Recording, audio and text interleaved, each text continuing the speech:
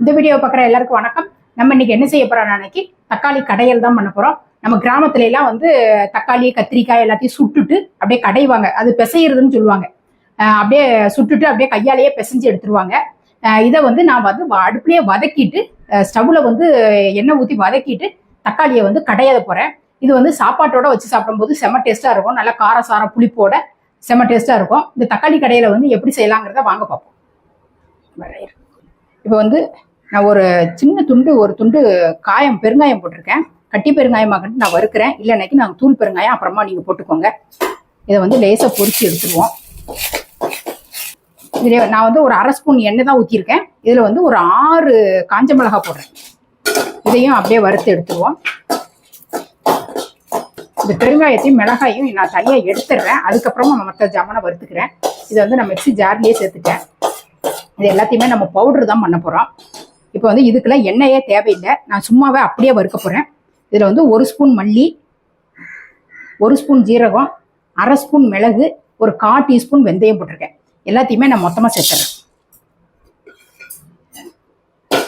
சேர்த்துட்டு நல்ல வாசனை வர்ற வரைக்கும் அடுப்பை வந்து நல்லா ஸ்லோவாக வச்சு வறுத்து விட்டுருவோம். நல்லா வறுபட்டுருச்சு. நான் இது வந்து அப்படியே மிக்ஸி ஜாரில் சேர்த்துட்டு கொஞ்ச நேரம் அப்படியே ஆற வச்சுட்டு இதை நல்லா நைஸாகவே பவுடர் பண்ணி எடுத்துகிட்டு வந்துட போகிறேன்.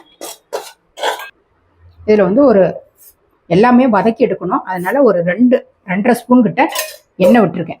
நல்லெண்ணெயாக விட்டுருக்கேன். இதை வந்து இப்போ ஒன்று ஒன்றா வதக்கிடலாம். இப்போ வந்து நான் அளவு வந்து சொல்லிடுறேன். ஒரு கைப்பிடி அளவு பூண்டு எடுத்திருக்கேன். ஒரு 10-15 சின்ன வெங்காயத்தை வந்து நான் இந்த மாதிரி சின்னதாக கட் பண்ணி வச்சுருக்கேன். ஒரு 150 to 200 கிராம் அளவுக்கிட்ட இருக்கும் தக்காளி. ஒரு கைப்பிடி அளவு கொத்தமல்லி. இதுதான் நம்ம வந்து தக்காளி கடையிறதுக்கு தேவையான பொருள். இப்போ வந்து நான் கொஞ்சம் பூண்டை வந்து ஃபஸ்ட்டு சேர்த்துட்றேன். பூண்டை வந்து நான் இடித்து தட்டி தான் வச்சுருக்கேன். தொலியை உரிச்சிட்டு தட்டி வச்சுருக்கேன். இதை பூண்டு கொஞ்சம் நேரம் வதங்கட்டும். இப்போ இந்த சின்ன வெங்காயத்தை கட் பண்ணி வச்சிருந்த சின்ன வெங்காயத்தை வந்து உள்ளே சேர்த்துறேன். பூண்டை வந்து ஒரு நிமிஷம் கிட்ட வதக்கினேன். வதக்கிட்டு லைட்டாக வாசனை வந்த உடனே அந்த சின்ன வெங்காயத்தை சேர்த்துடலாம்.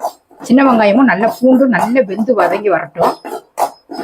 இதில் வந்து தக்காளி வந்து இந்த 150-200 கிராம் தக்காளி அளவு இருக்குன்னு சொன்னேன் இல்லையா, அந்த தக்காளியை வந்து நான் சேர்த்துறேன். தக்காளி வந்து அளவு வந்து நான் கரெக்டாக தக்காளியோட அளவு சொல்ல முடியல. ஏன்னு கேட்டோம்னா குட்டி குட்டியாக இருந்தது தக்காளி.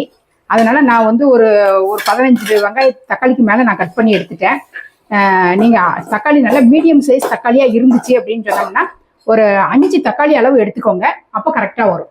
5 தக்காளி அளவு தான் இந்த அளவு தக்காளி இருக்கும். அதனால இந்த தக்காளியை வந்து நல்லா வதங்குற அளவுக்கு மசிகிற அளவுக்கு நல்லா வதக்கி விட்டுறலாம்.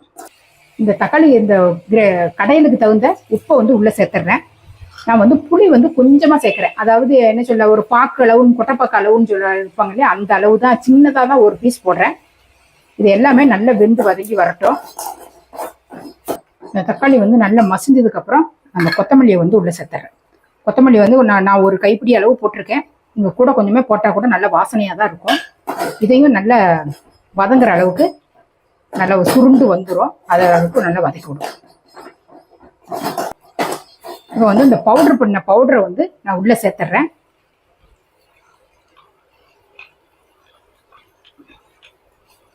சேர்த்துட்டு இதை ஒரு நிமிஷம் அப்படியே எண்ணெயில் வதக்கி விடுங்க.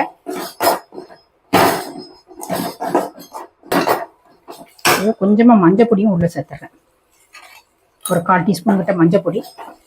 இப்போ வந்து இந்த தக்காளி இது எல்லாத்தையுமே இது மாதிரி கடையும் போது நல்லா கெட்டியாக இருக்கும். அதனால கொஞ்சமாக தண்ணி சேர்த்துட்டு அந்த தண்ணி வந்து சூடு ஏறுற அளவுக்கு ஒரு 1/4 டம்ளருக்கு கொஞ்சம் கூடயே இருக்கும் தண்ணி. இது வந்து நல்லா கொதிச்சு வரட்டும். அதுக்கப்புறமா நம்ம கடையலாம். இது வந்து நல்ல தண்ணி வந்து கொதிச்சு வந்துட்டு இப்போ நான் வந்து அடுப்பை ஆஃப் பண்ணிடுறேன். ஆஃப் பண்ணிட்டு நான் அந்த மண் சட்டி, கீரை கடையிற சட்டி இருக்கு இல்லையா, அந்த சட்டிலேயே நான் ஊற்றிக்கிறேன். அப்போ கல் சட்டியில் ஊற்றணும் அப்படின்னோம்னா கடையிறதுக்கு நல்லா கடைப்படும். எல்லாமே உப்பு எல்லாமே சேர்த்தாச்சு. நம்ம இப்போ பருப்பு மத்த வச்சுட்டு நல்லா கொஞ்சம் கீழே உட்காந்துட்டு கடையிற இருந்தாலும் அப்படி கரைஞ்சிக்கோங்க. நான் அந்த நல்ல எங்கேயாவது ஒரு பக்கம் சட்டி நகராத அளவுக்கு வச்சுக்கிட்டு நல்லா கடைஞ்சி எடுத்துடலாம். இப்போ வந்து இந்த நல்லா கடைஞ்சி எடுத்துட்டேன். இந்த அளவுக்கு நல்லா கடைஞ்சிடணும். இந்த கொத்தமல்லியோட இது வந்து தலை வந்து லைட்டாக தெரிஞ்சிட்டு தான் இருக்கும்.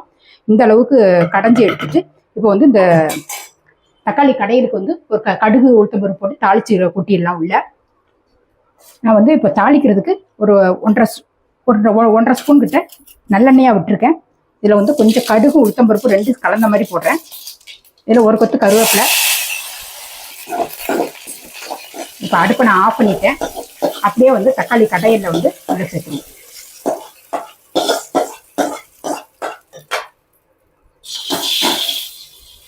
இந்த தக்காளி கடையில் வந்து ரெடி ஆயிடுச்சு.